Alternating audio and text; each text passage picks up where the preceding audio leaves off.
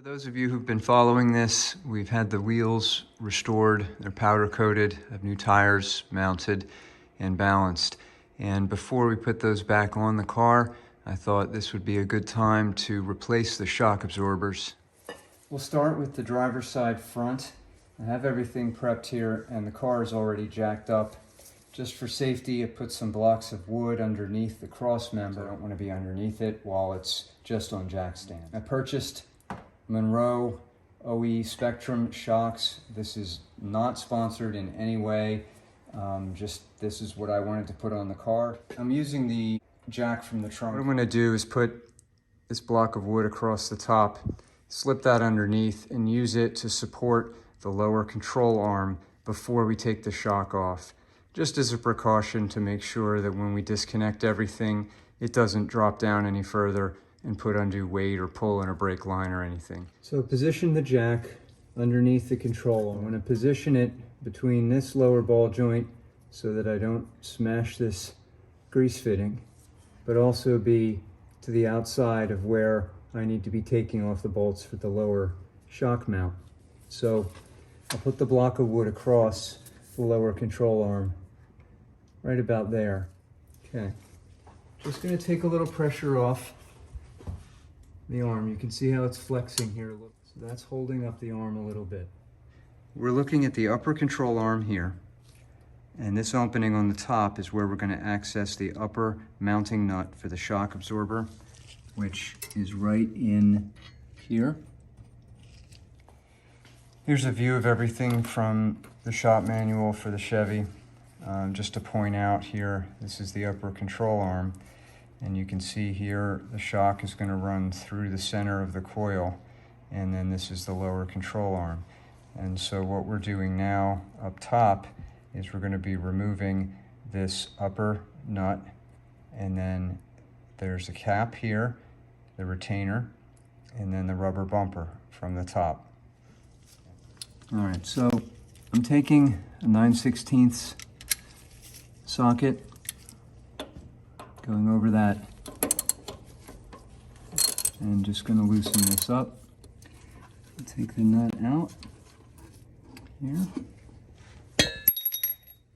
We'll reach in and we'll take off the cap. For the bottom two bolts, it's a 1/2-inch socket. Now I forgot to mention before I started, I sprayed a little bit of WD-40 on these just to help penetrate and loosen up any rust or anything now.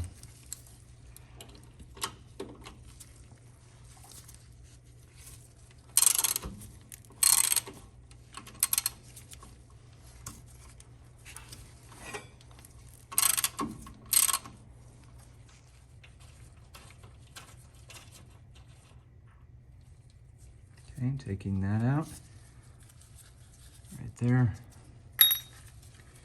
and the other one.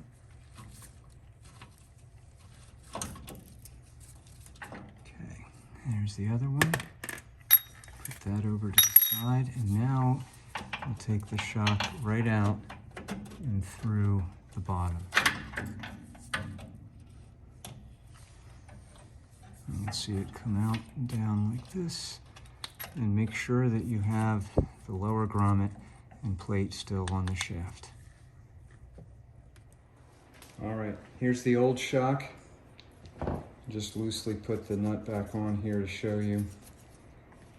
This is the arrangement with the two rubber bumpers, the two plates, and the nut on top. And now we'll open up the new replacement.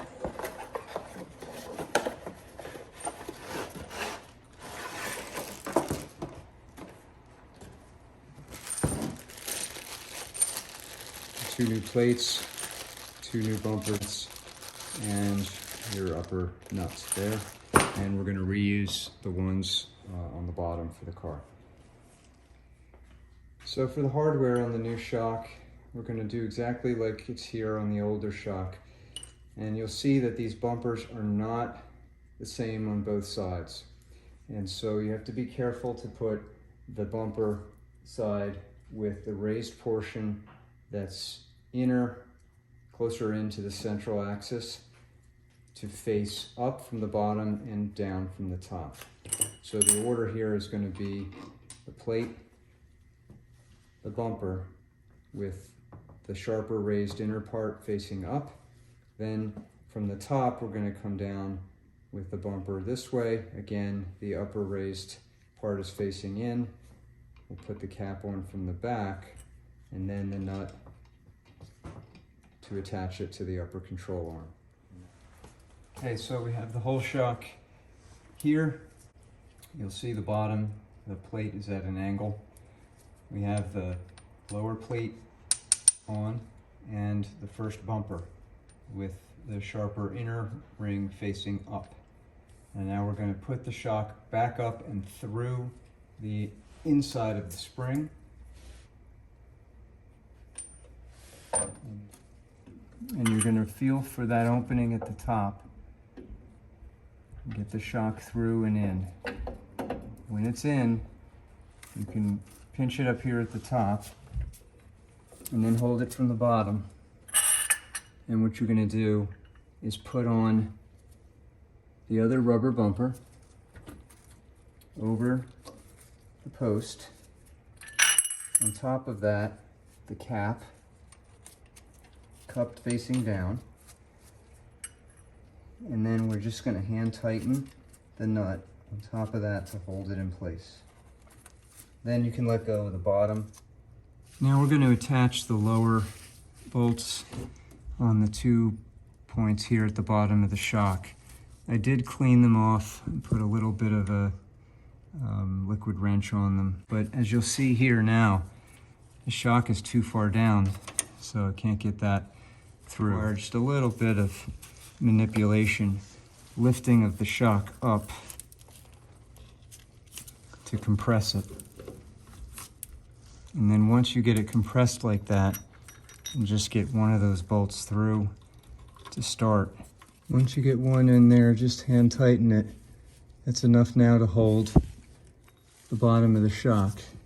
And you can come around here on the other side and you just have to angle this to get it to line up. Once that goes through, same thing. Hand tighten it, and then we'll just check to make sure everything is aligned up and down. And now I'm going to use a torque wrench to follow the settings here in the shop manual for the shock absorber to the control arm bolts on the lower. It's 20 foot-pounds or 27 Newton meters. This is for the B model, which is for the Caprice. The upper is 8 foot-pounds or 11 Newton meters, and we'll do that next, but we're going to tighten the bottom here at that level. Again, this is a 1/2 inch socket. Set this on the torque wrench and just tighten these up a little bit on each one. You're going to listen for that torque wrench to click when you have it tight enough, just like that. So that one's done, that one's done too. So here's a view from directly below looking up, and you can see here, this is the opening we push the shock through. Now to tighten the upper nut here on the top, it's going to be a little bit more challenging.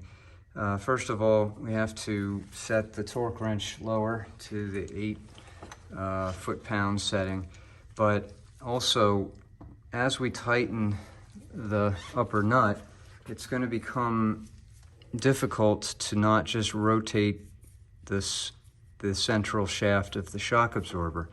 And so we're going to need to get in to grip the top of that bolt or threaded end and still be able to tighten down the nut. So I can't do that with the socket.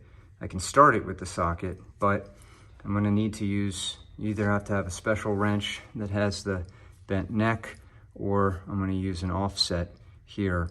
So I'm going to get this down over the bolt and tighten it around this way, but it'll still keep this open so that I can grip. And I'll show you that in close up here. And you can see the upper nut here. So I start with the 9/16 socket as I hand tighten this just to help speed things up. Now, get snug like that, you'll notice that this will start turning, and we really don't want that. And so now that's when we're going to switch to using the offset. And I'll slip this in here this way. And then I'm going to take a vice grip and grip onto that top on the flat sides. Okay, so now we have the vice grip on the top, and we'll try to grip this and tighten at the same time. So this takes a while because I don't have the right type of wrench here, but with the vice grip I can hear now as this torque wrench is going to click. Okay, now we're tight enough. I can release this and I can take out the wrench.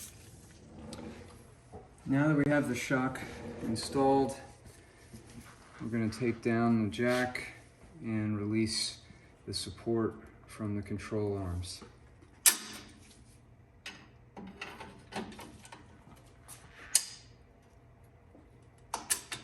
Do that nice and slow. Okay, so that's the install of the front shocks. This is the driver's side front that we did, and you basically do the same thing over on the passenger side, but we've got both replaced. I hope that was helpful. Thanks very much for watching.